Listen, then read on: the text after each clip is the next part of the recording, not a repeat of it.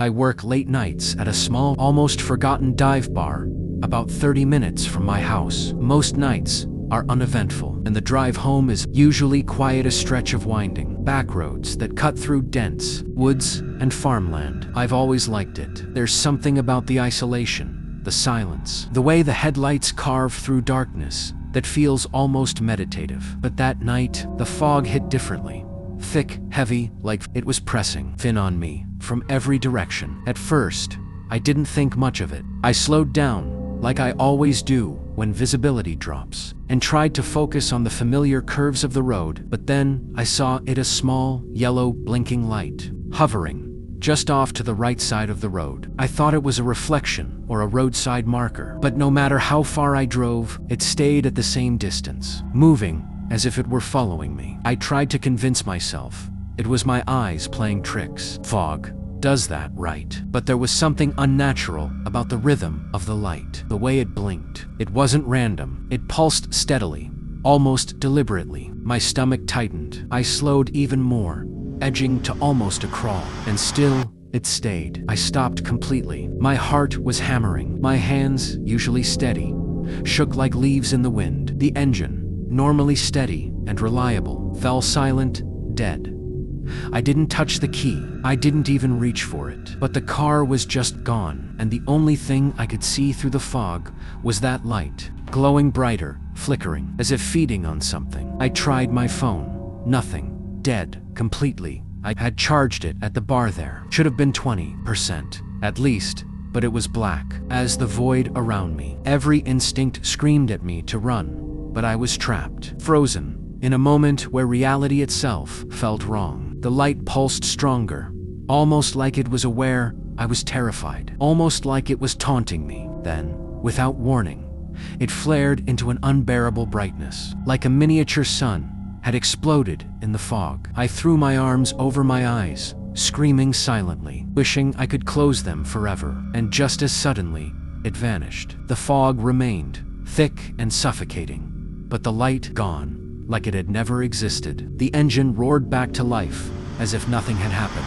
I floored it the rest of the way home, never looking away from the road, praying that whatever it was didn't find me again. I've told people about it. Family, friends, regulars at the bar. They have theories. Headlights, a reflection, a drone. But I know what I saw. I know what I felt. And some nights, when the fog rolls in thick, I swear I can still see a faint yellow blink out of the corner of my eye, keeping pace, waiting. I've been a long-haul truck driver for years. I know these highways like the back of my hand. And most nights, the stretches of nothingness between towns don't bother me. But this night was different. I was on my second-to-last delivery on a cross-state loop, the desert spreading endlessly on either side of the highway. No gas stations, no towns, no lights, just the black horizon, a ribbon of asphalt, and the stars above, glaring like icy eyes. You get used to the isolation, but it still creeps under your skin sometimes, especially when the world is too quiet. About an hour out from my next drop, I noticed it in the mirror, a dark SUV trailing me. Not close, just keeping pace, keeping distance.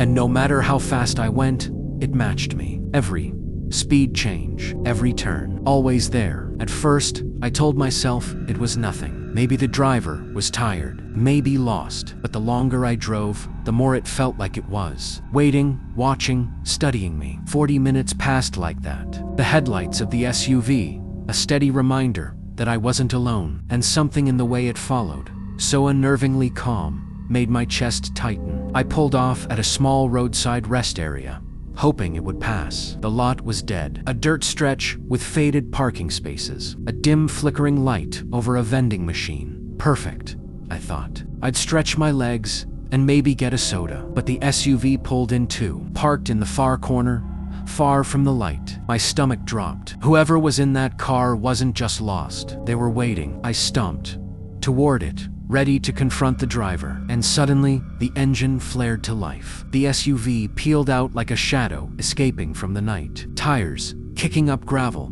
disappearing as fast as it appeared. No lights, nothing.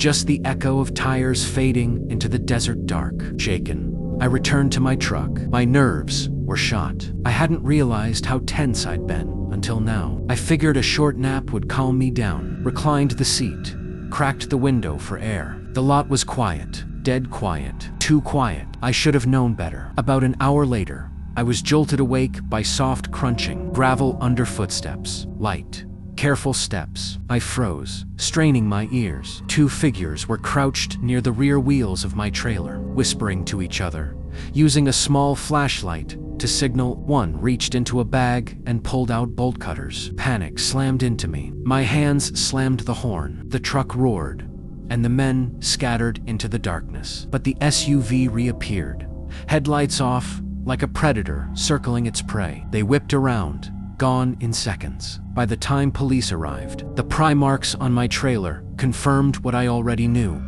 They were after me. They had been following, waiting for the right moment. And even though the immediate danger passed, I couldn't shake the feeling that they hadn't given up. Every long stretch of desert highway since then, every quiet lot, every darkened roadside, I check my mirrors. I can't help it. Something about that night stays with me. That SUV, those figures, the way they moved, watching, waiting. And sometimes, just sometimes, I swear, I hear the crunch of gravel behind me, even when there's no one there.